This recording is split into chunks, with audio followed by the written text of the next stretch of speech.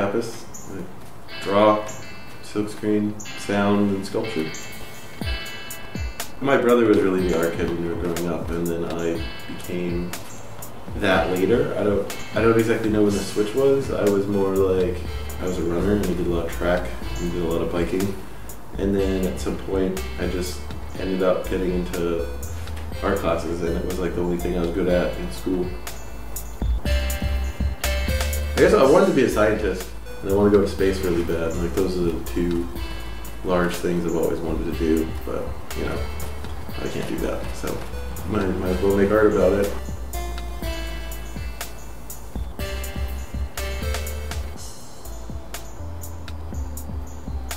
Anything with physically building things was always up there, my favorite, but doing large-scale silkscreen prints was also really neat. I take my little drawings, and blow them up to be like 5 or 6 screens worth of prints, and then just print them on a huge roll of paper, throw that up on a wall, and just let it sit there until someone removed it.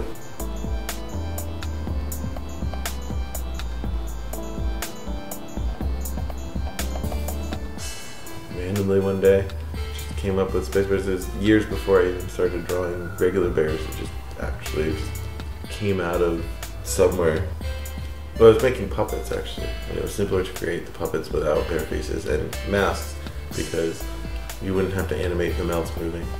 So if you put a dome over their face and just make them talk, it's a lot easier. You can just do the big broad movements that you need them to do. And then I ended up actually never animating that, and made 1 or 2 physical models and then just started drawing them. I started with wall size and card size, and decided that, did the math and figured out how many I would need to do to fill up that wall, and it was 10,000. So. These were actually the first bears I ever drew, I guess. I did them for a silkscreen, so that's why they're like really just dark black and white. Yeah, I just hand posterized an image I found, National Geographic, but like with silkscreen, what works really well is the really strong darks and not a lot of fine lines, because you can't always get that line work out of them. And then after I did it, I didn't end up printing it at all, so I just kept drawing it and redrawing it and photocopying it and laying it on things. It was kind of neat. First I find pictures through the internet or books, mostly books actually. And then I'll either scan it or take a picture of it, bring it home, put it up on the wall or something. I normally draw in my bed and have something on in the background. I'll put it up on the wall and I'll just draw from what I see. You know, sometimes they're more detailed than others, but I'll take out things and I basically just bring it down to the basic shapes of the bear so it's recognizable. And then sometimes later I'll go in and I will retrace the drawings that I've done onto Dremel or other transparent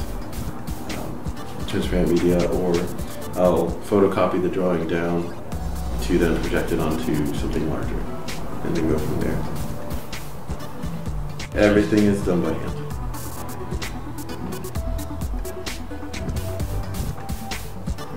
I only actually think that there are like 3 kinds of bears that can be considered bears, and then everything else is just doesn't embody what a bear is. Having certain traits, being omnivorous, living in social groups, and basically just having that facial structure that like a Kodiak or a black bear has. The other ones I ignore. I ignore a lot of the other bears because I don't like the way they look. They're not, to me, they don't embody what a bear is.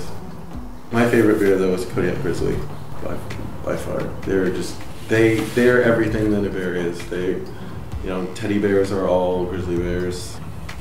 They're perfect. They're a perfect bear.